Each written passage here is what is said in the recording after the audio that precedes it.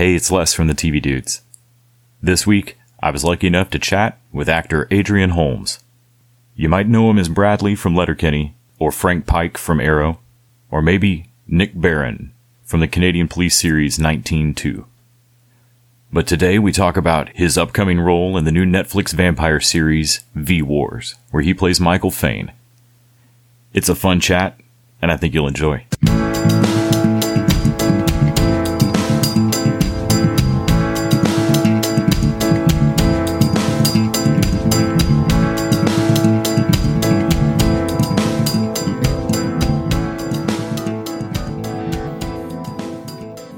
Hey, Adrian. Thank you so much for making time today. Oh, pleasure. Thanks for having me. So I wanted to talk a bit about V-Wars, which it looks like it's going to be great. Obviously, Ian Somerhalder's got a bit of experience in the vampire world. But can you talk a bit about what you knew going into the audition and kind of your character and what we can expect, obviously without spoiling anything?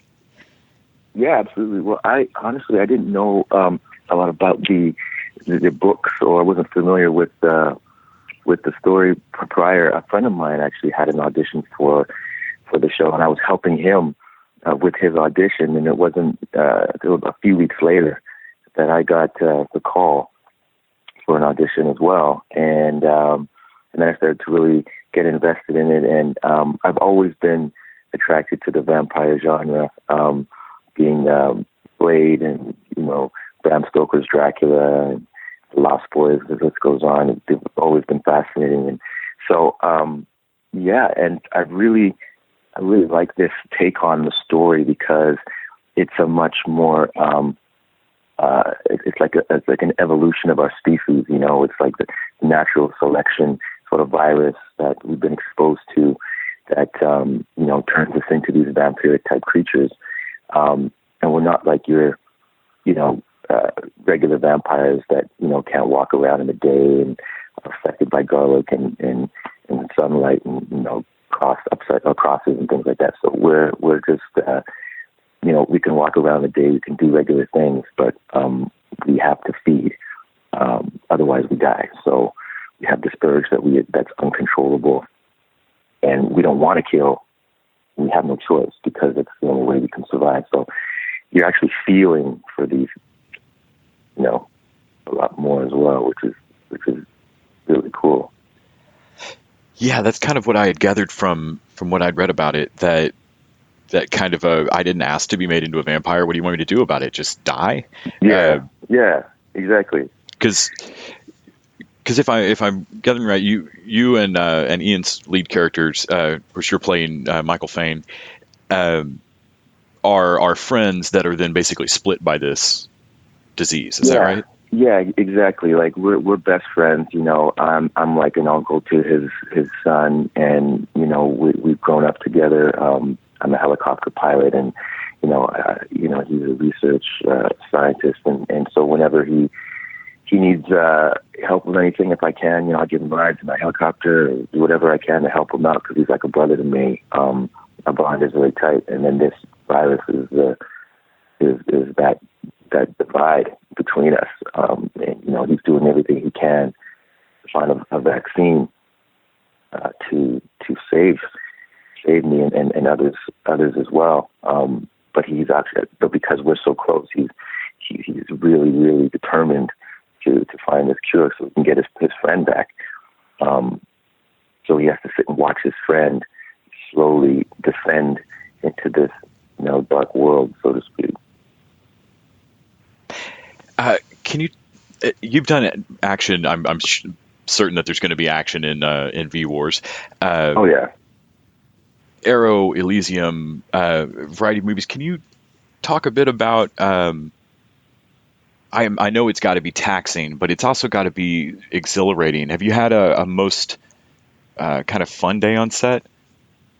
Oh man, there's so many, to be honest. I mean, I just love what we get to do for a living in general. It's just getting to go to work and play, make believe every day. It's a luxury. me, I'd say one of the most impactful, moments, memorable moments on set was working with Gary Oldman on Red Riding Hood many years ago now. We really got on well, and he was, to me, he's Gary Oldman. I mean, and the irony is, he was Dracula. Had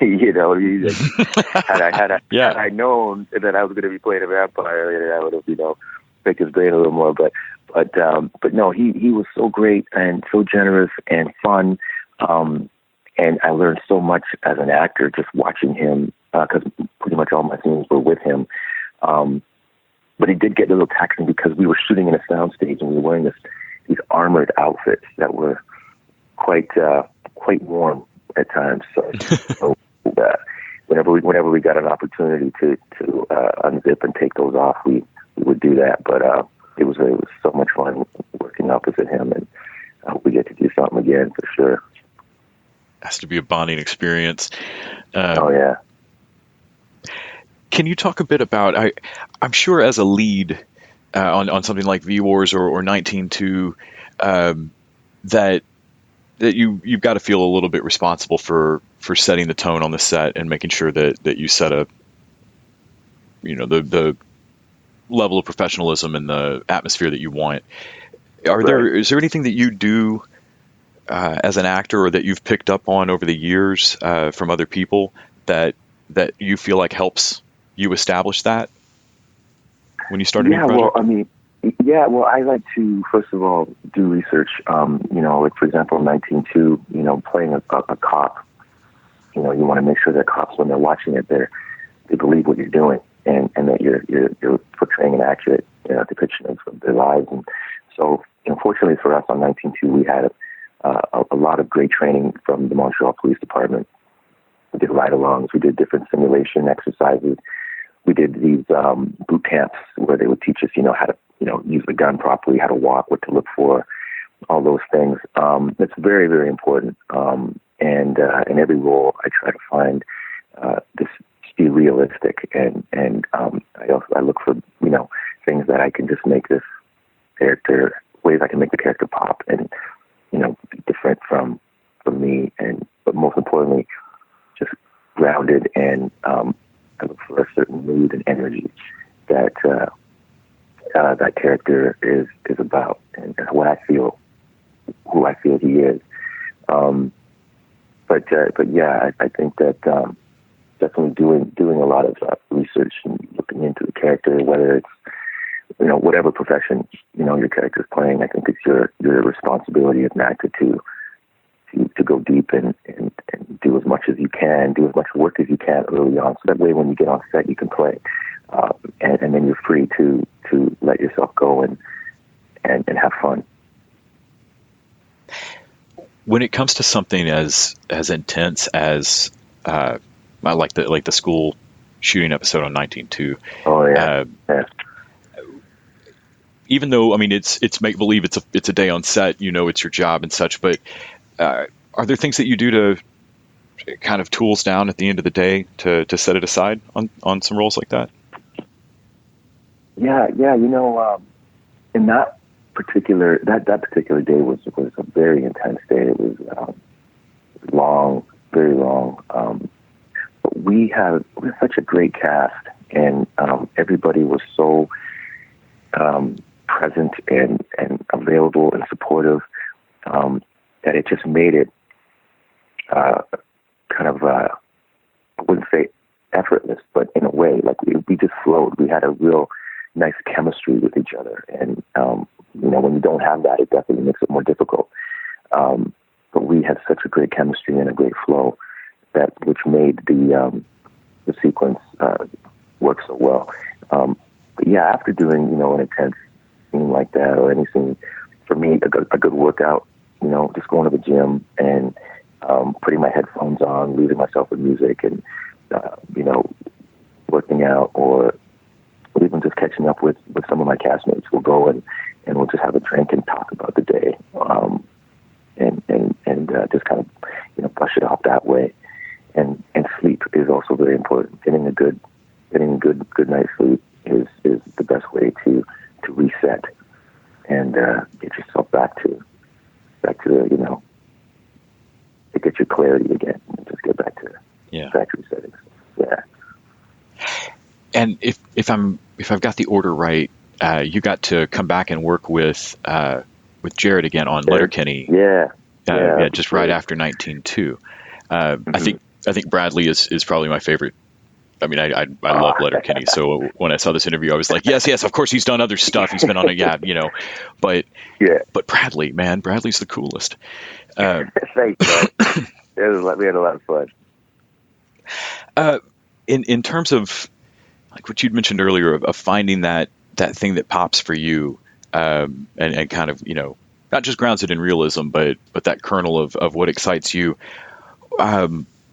When you first got into doing your research and whatnot on a character like Michael for V-Wars, where you can't necessarily ground it in, you can't go do ride-alongs with real vampires. But you've got to ground it in an experience. Do you recall what the first thing was where you went, oh, that's cool, I like that bit of this character, that's a kernel I can build a fire out of? Yeah, I mean, first and foremost, Michael Fain is just a regular guy, but he has his like he's not complete. Like he definitely is searching for something, for a purpose, and he's very envious of Luther Swan, his best friend. He's got a great career. He's got a great family and son, and Michael doesn't have that, and he's living vicariously through Luther. So when this virus takes him over, it's almost like he has this moment of, I have a purpose. Like, this is my new purpose, my new calling. I've been chosen. I didn't choose it; it chose me. And so I have to now, take on this new mantle, pick up this mantle, and so there was, I mean, you could look at for me, I just played it as grounded and as real, and just kind of just put myself in that world, and what would it be like to exist, and that being exposed to the virus and having to do things that you don't want to do. You're literally being pulled through things that you don't want to do. You're not a killer. You're the most loving, friendly type of guy, and the last thing that you would think about that you're capable of doing is killing, or murdering anybody. So when he realizes that it's been him doing a lot of these, these crimes, these murders, he really gets really sick, and he can't wrap his brain around. He can't accept it. But then, over time, it's as you see. I don't want to say too much more, but you'll see that he does everything he can to prevent, hurting people. But it's out of his hands now. It just grows and grows, and when the train leaves the station, it's gone. But he's just a regular, guy at the start, and like we all get, faced with a lot of challenges in life, and we just have to take the cards we're dealt. Well, December 5th, I know Netflix is going to give us all a great break from Christmas movies if we want it, and we can binge straight through a vampire plague. I am excited. I'm looking forward to it. I think it's going to be a blast. And I was excited to see that you weren't the third demon or something like that. That like, oh, Adrian's a lead. Sweet. Love that dude.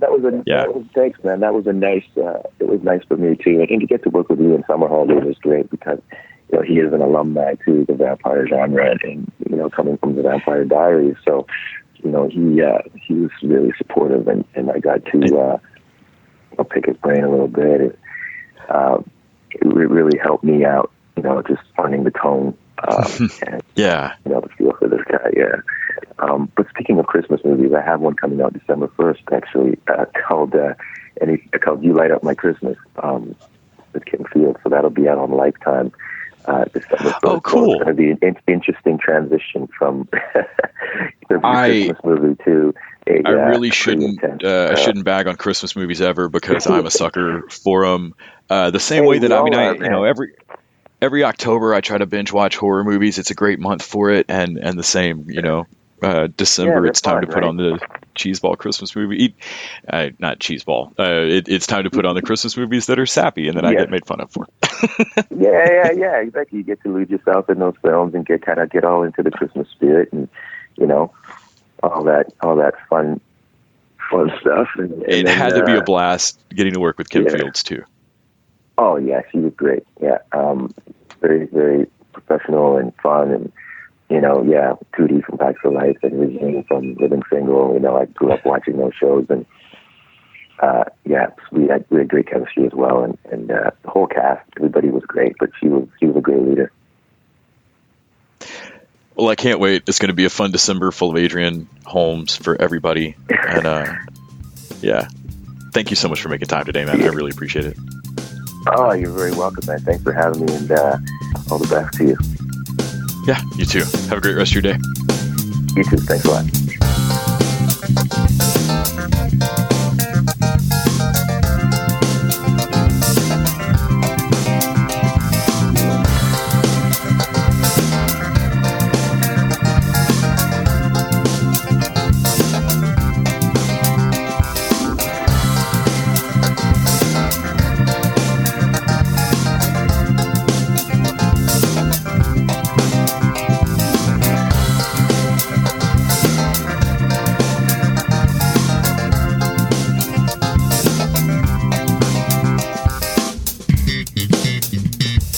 The TV Dudes is an independently run podcast and a member of the Electric Sweater Podcast Network. We are exclusively listener supported. If you'd like to help us out, go to patreon.com/tvdudes. You can like us on Facebook and Twitter @tvdudes. All the music for our show is by our friend and original TV dude, Gregory J. Amani Smith. To find out more about us, go to thetvdudes.com and electricsweater.com. I'm Grant Davis.